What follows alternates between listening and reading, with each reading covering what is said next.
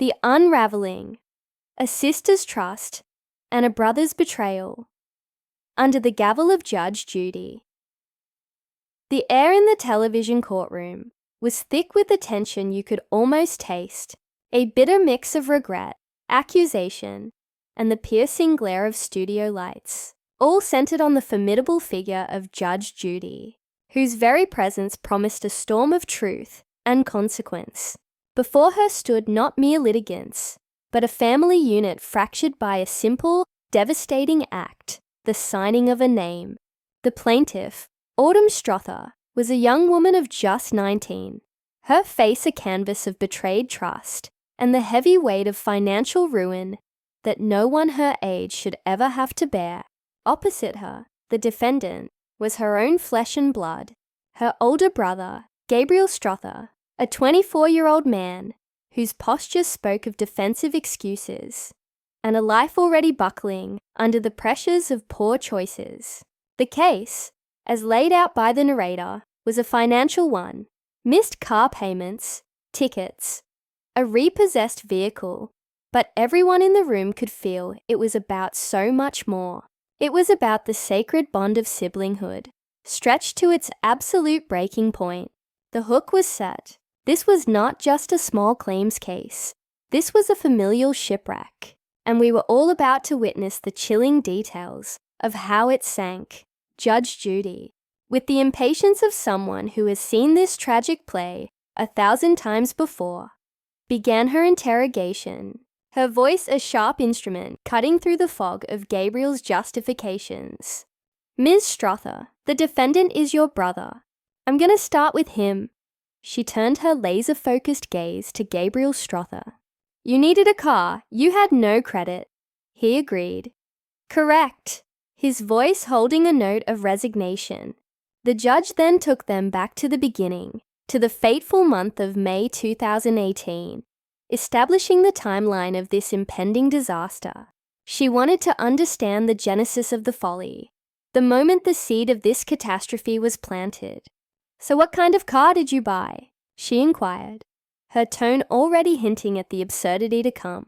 Gabriel Strother answered, a 2015 Honda Civic, a vehicle that sounded reasonable on its surface, but was, as Judge Judy instantly perceived, a luxury for a man in his precarious position. She dug deeper, uncovering the initial down payment. Gabriel Strother had put down $3,000, a significant sum, but it wasn't enough. He had needed just $300 more to seal the deal, a seemingly small amount that would ultimately cost his family thousands. He had turned to his younger sister, Autumn Strother, with a promise to pay her back the very next day, a promise he claimed to have kept. But that $300 was just the beginning, the tiny crack in the dam before the whole structure gave way. The true heart of the conflict, the moment Autumn Strother's life was irrevocably altered, was when she was asked to be the co-signer on the loan. Judge Judy laid it out with brutal clarity. She was a co-signatory on the loan, right? This was the pivot point, the moment of no return. Autumn Strother, wanting to help her big brother, trusting in his word and his ability, had signed her name on a dotted line, effectively tying her financial future to his. Judge Judy, with the wisdom of a sage who has witnessed countless financial downfalls, immediately identified the core error, the original sin of this entire mess. You could have gotten a car for $3,000, she stated, her voice firm and unyielding. She wasn't suggesting a 2015 model. She was talking about reality, about a modest, used car that he could actually own, a vehicle that wouldn't require the sacrificial offering of his sister's credit. Gabriel Strother tried to argue, to explain about deposits and what the dealership required, but the judge cut through his excuses like a hot knife through butter. Are you not following me? You could have bought what you could afford. The lesson was simple, profound, and utterly lost on Gabriel Strother at the time. Instead of living within his means, he had reached for a shiny, newish car he couldn't truly claim, and in doing so, he had pulled his trusting sister into the quicksand with him. He had needed her not just for the $300, but for her good name, her stable job, her credibility, all things he lacked. The real trouble began in January 2019, a month that would live in infamy for the Strother siblings. Gabriel Strother lost his job, the income that fed the car payment, the very foundation of their agreement, vanished. But what did he do? He kept driving the car. Judge Judy's questioning became incredulous, her voice rising with a mixture of fury and disbelief. You stopped making the payments on the car. Did you stop driving the car? Gabriel Strother's quiet no was a damning admission. He was driving a car he knew he wasn't paying for, a car that was now the legal and financial responsibility of his little sister. The judge painted a vivid, terrifying picture for the courtroom and for Autumn Strother, who was hearing the full implications of her brother's actions spelled out in stark terms. So now you're driving a car that you're not paying for because you had no job. So the primary person on the loan, that's your sister. I'm the finance company.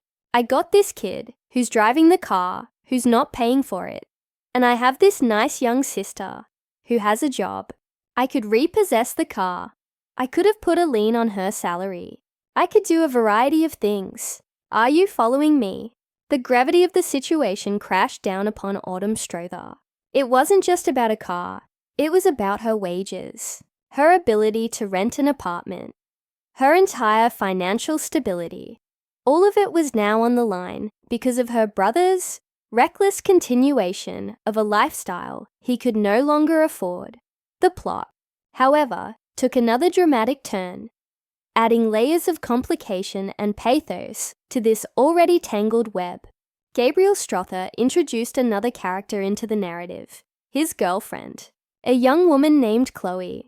He explained that after losing his job in Arizona, he had driven the car back to DC, where his family, specifically he claimed, Autumn Strother and their parents, had promised to help him get back on his feet. But that help, he claimed, never materialized. The car, he said, just sat in a parking lot. Judge Judy was having none of it. What do you mean it was just sitting there? I thought you said you drove it January and February. His explanation was a masterclass in deflection. He pointed to Chloe, who was there as his witness, and explained that she couldn't help him financially because she was at home watching their newborn baby. The picture was now complete, and it was a heartbreaking one.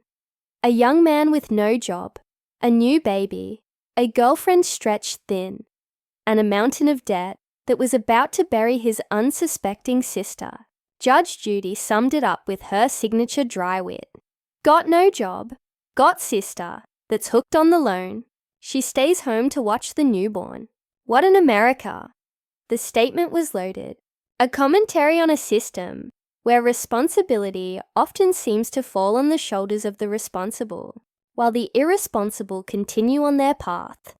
The interrogation continued, peeling back the layers of Gabriel Strother's current life. He now worked for DoorDash, a gig economy job that provided just enough to keep his own fledgling family afloat in a second chance apartment. With a weekly rent of nearly $400, he had no car. A cruel irony given the lawsuit.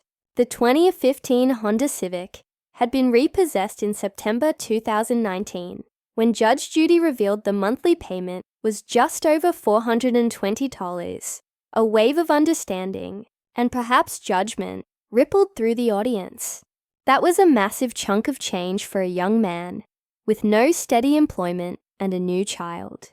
That's a lot of money. That could be rent someplace.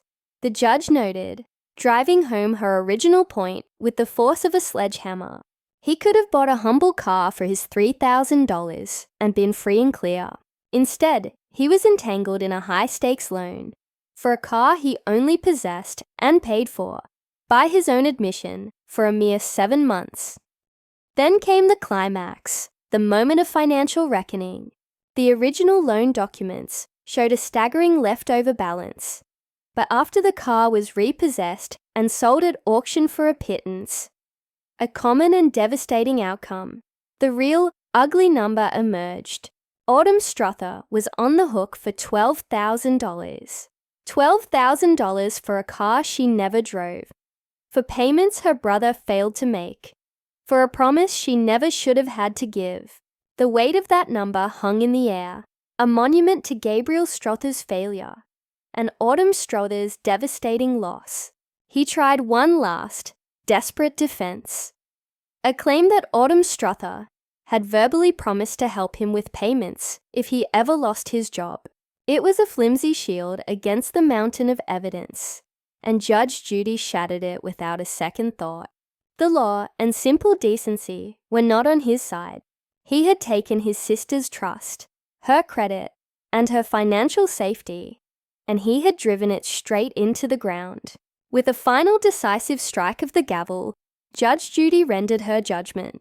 Judgment for the plaintiff in the amount of $5,000, she declared, the maximum allowed in that court. It was a victory for Autumn Strother, but a Pyrrhic one. She had lost thousands more, and something even more precious, the unqualified trust she had once placed in her older brother. The parties were excused, and as they stepped out of the courtroom, one could only wonder if the relationship could ever be repaired, or if the chasm of debt and betrayal was now too wide to ever cross. Lesson for the listeners and viewers. This heartbreaking case serves as a stark and vital lesson for everyone. First, never co-sign a loan for anyone, family or friend, unless you are fully prepared and financially able to pay the entire debt yourself. Your signature is not just a gesture of support. It is a legal transfer of responsibility. The bank is not betting on the person asking for the money. They are betting on you, the co-signer with stable employment. Second, and just as importantly, live within your means. Do not be seduced by the allure of a fancy car or a lifestyle that requires you to leverage the trust and credit of those who love you. The temporary satisfaction of a new possession is never worth the permanent damage of broken trust, shattered relationships, and financial catastrophe. Let the story of Autumn and Gabriel Strother be a cautionary tale that echoes in your mind long after the television is turned off.